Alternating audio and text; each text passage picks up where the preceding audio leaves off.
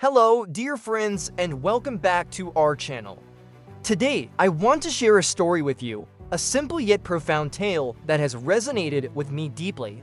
It's a story about choices, perspectives, and the true meaning of happiness. It's about a man, a devout religious worker, and his two wives, Sarah and Leah. This man was humble and dedicated his life to his faith and community. He wasn't wealthy in material possessions, but he was rich in spirit. He loved both his wives and treated them with equal kindness and respect. However, Sarah and Leah couldn't have been more different in how they viewed their lives. Let's talk about Sarah first. Sarah was beautiful and came from a family that had known better days. She often looked at her neighbors who had grander homes, finer clothes, and more luxurious lifestyles. A seed of discontent had planted itself in her heart. She would sigh and say to her husband, "Look at them. Their husbands provide so much.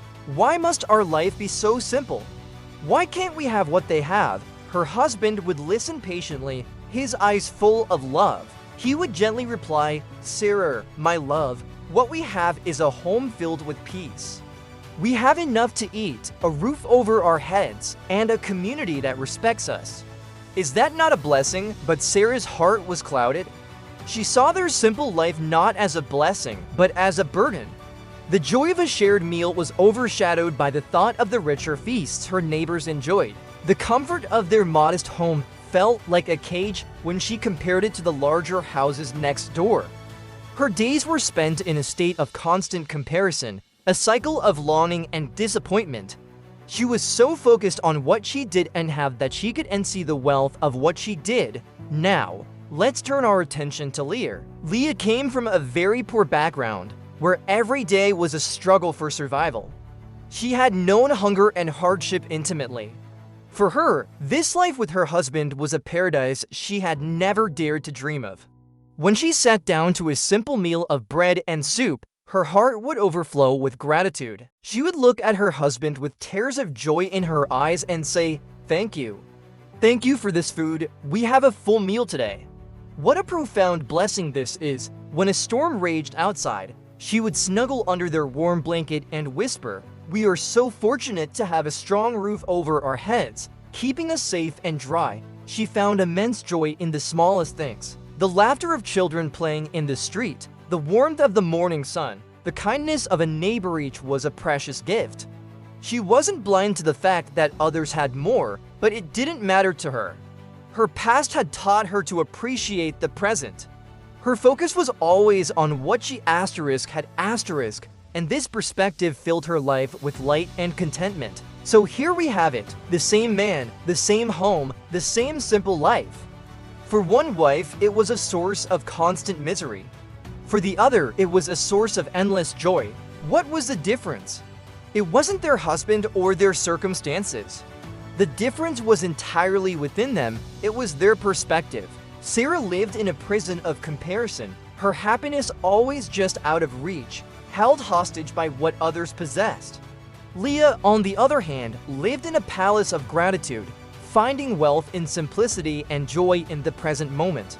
This story isn't just about Sarah and Leah, it's about us. How many of us are like Sarah?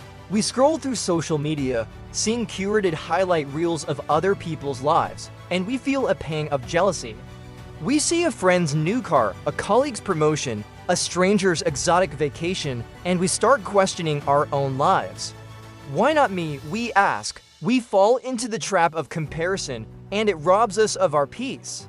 It makes our blessings feel small and our problems feel enormous. This mindset is a heavy burden to carry, turning a potentially happy life into a frustrating race that can never be won. And how many of us have the wisdom to be like Leah? To wake up each morning and be genuinely thankful for another day? To savor a simple cup of coffee as if it were the finest drink in the world? To appreciate the love of our family and friends as the ultimate treasure? This is the art of gratitude. Gratitude doesn't mean ignoring life's challenges or pretending that everything is perfect.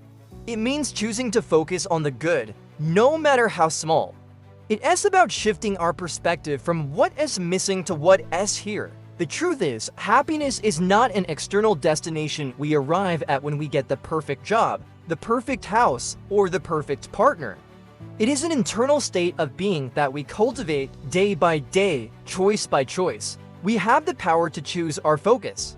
We can focus on the weeds in our garden, or we can focus on the single, beautiful rose that has bloomed. Both exist. What we give our attention to is what grows. If you find yourself feeling like Sarah, lost in comparison and discontent, please be gentle with yourself. It's a common human struggle. The first step is awareness. Recognize when you're falling into that trap.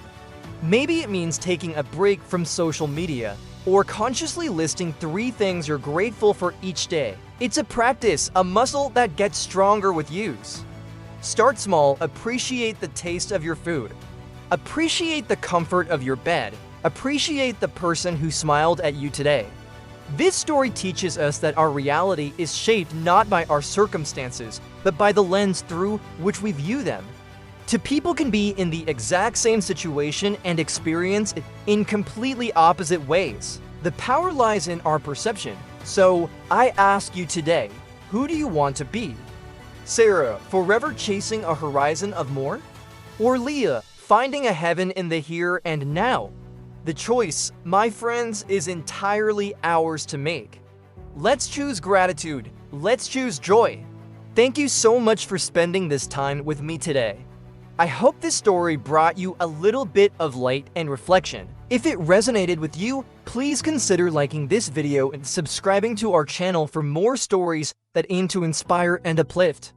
Until next time, take care and find the joy in your journey.